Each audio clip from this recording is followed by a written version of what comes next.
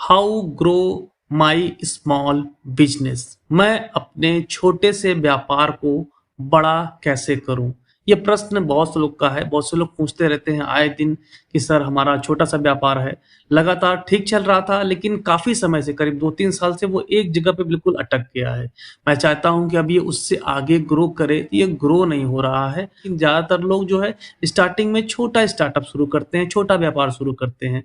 लेकिन होता क्या है कि उनके दिमाग में ये तो ज़रूर होता है कि आगे हमें इस बिज़नेस को बढ़ाना है, बड़ा करना है। तो आज के इस वीडियो में इसी विषय पे काफ़ी चर्चा की गई है, कुछ बातें शेयर करी हैं मैंने आपको, कुछ उपाय आपको बताए हैं, उनको आप थोड़ा-सा ध्यान से देखेंगे तो उम्मीद है आपको अपने बिज़नेस को बढ़ाने में काफ़ी मदद मिलेगी। नमस्कार दोस्तों, मेरा नाम है अरुण मिश्रा, आप सभी देख रहे हैं ज्ञान मौजो देखो मगर गौर से।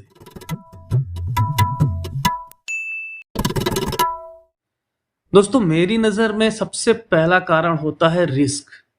क्या होता है कि शुरुआत में हम जब बिज़नेस करते हैं तब तो बहुत रिस्क ले लेते हैं कि चलो देखा जाएगा। लेकिन जब बिज़नेस एक जगह चलने लगता है तब हम रिस्क लेने से घबराने लगते हैं। ऐसा लगता है कि ठीक-ठाक चल रहा है, अगर हमने इसमें कुछ 19-20 किया तो कहीं ऐसा ना हो कि ये और डिस्टर्ब हो जाए और पूरा ही काम बेकार हो जाए। तो ये होने की संभावना तो रहती ही है कि फिर पता लगा कोई सेट किया हुआ काम है, उसमें कुछ बदलाव आप करते हैं तो पता लगा पूरी तरीके से गड़बड़ हो सकता है। कई बार ये बहुत बड़ा डर होता है। लेकिन यहाँ पे अगर आपको अपने काम को बढ़ाना है तो उसमें बदलाव करने की ज़रूरत पड़ती है। तो आपको यहाँ पे रिस्क तो ज़रूर लेना पड़ेगा। कई बार आपको हो सकता है कि फाइनेंशियल रिस्क लेना पड़े, कुछ और पैसे उसमें इन्वेस्ट करके भी देखना पड़े, कुछ और भी तरीके से उसमें रिस्क लिए जा सकते हैं, लेकिन उसमें फैसला आपको करना होता है। दूसरा जो सबसे बड़ा कारण मेरे को समझ में आया है वो है लीगल इश्यूज़। कई बार क्या करते हैं हम लोग अपना छोटा-मोटा दुकान खोलते हैं या कुछ भी व्यापार शुरू करते हैं, तो कहीं उसका कोई रजिस्ट्रेशन नहीं कराते हैं, कोई इनकम टैक्स वगैरह नहीं हम लोग दे रहे होते हैं। मतलब जो स्पेशली जो लीगल वर्क होना चाहिए वो हम लोग ढंग से नहीं करते हैं। और ये एक बहुत बड़ी वजह है कि जब हमें किसी बैंक से कोई लोन लेना होता है या कई चीज़ें और ज़रूरत पड़ती है, तो वहाँ पे हम अटक जाते हैं। क्योंकि जब भी आपको बिज़नेस बड़े स्तर पे बढ़ाना होगा, तो आपको जो है कहीं से बैंक से या कहीं से लोन तो आपको लेना ही होगा। अब वो लोग क्या माँगते हैं, आपका आईटीआर माँगेंगे, आपके डॉक्यूमेंट्स माँगेंगे कि आपने कब से बिज़नेस कर रहे हो, कितना टर्नओवर है।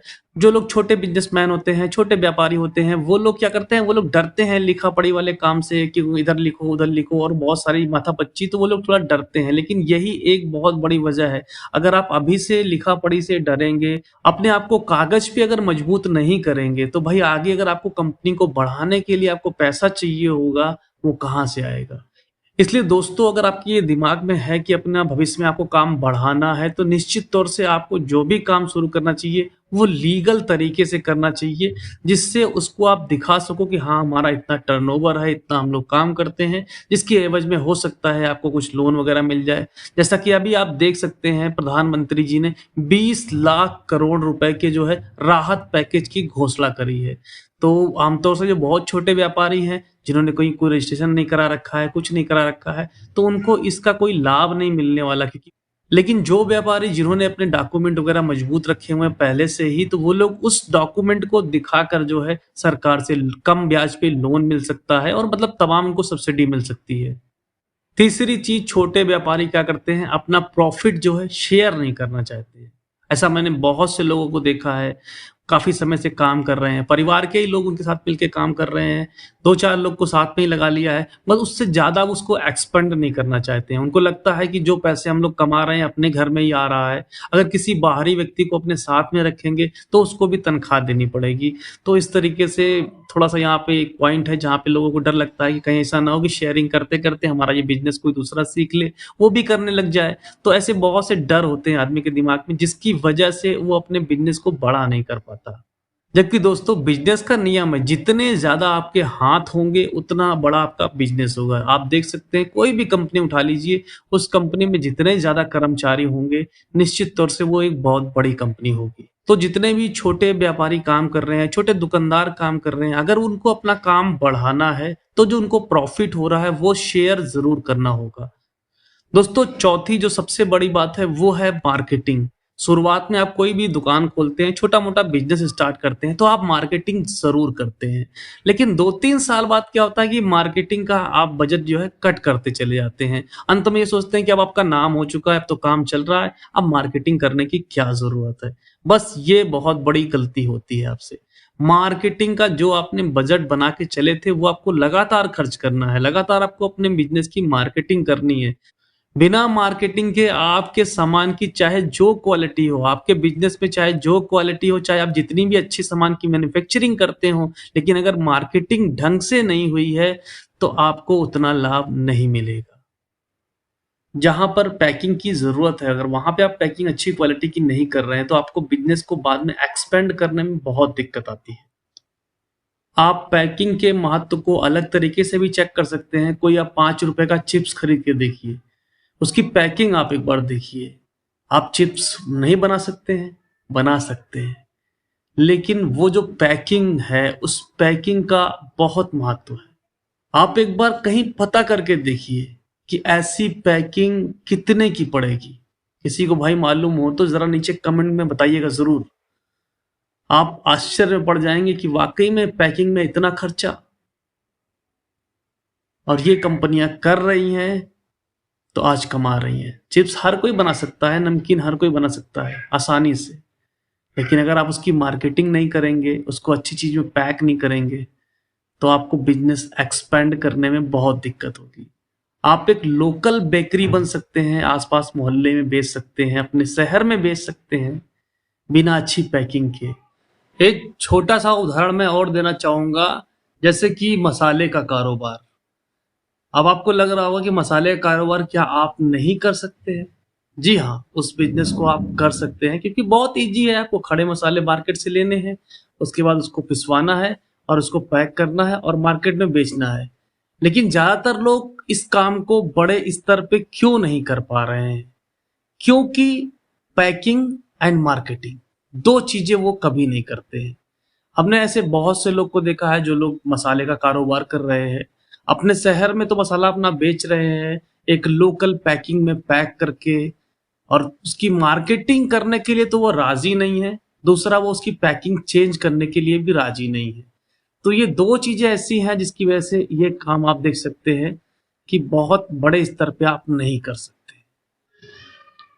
अब दोस्तों एक महत्वपूर्ण पॉइंट आता है कि आपको अपने बिजनेस से थोड़ी बहुत जो है छुट्टी लेना चाहिए और कभी कभी अपने काम को ब्रेक देना चाहिए।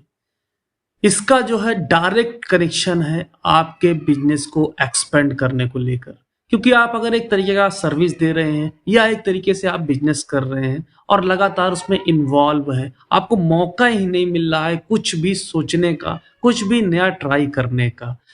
दोस्तों इस अरुचि को दूर करने के लिए और अपने इस पैटर्न को चेंज करने के लिए, बिजनेस में कुछ अच्छा करने के लिए आपको कुछ दिनों के लिए ब्रेक लेना जरूरी है। अब दोस्तों बहुत से लोग ये कह रहे हैं कि लॉकडाउन के बाद जो है बिजनेस काफी खराब हो गया है, और बहुत खराब स्थिति में वाकई में है। लेकिन मैं आपको इस बात के लिए शर्त लगा सकता हूं कि लॉकडाउन के बाद शुरुआत में ना सही, लेकिन 2 4 6 महीने बाद आप खुद देखिएगा कैसे लोग नए नए स्टार्टअप करते हैं और लोग जो है अपने बिजनेस में कैसे बहुत अलग अलग तरह के चेंजेस लेके आएंगे, क्योंकि वो चेंजेस वो पहले से लाना चाहते थे लेकिन कोई मौका उनको नहीं मिलता था। दोस्तों अगर आप अपने स्मॉल बिजनेस आइडिया को बड़ा करना चाहते हैं तो आपको थोड़ी बहुत ट्रेनिंग की जरूरत पड़ेगी।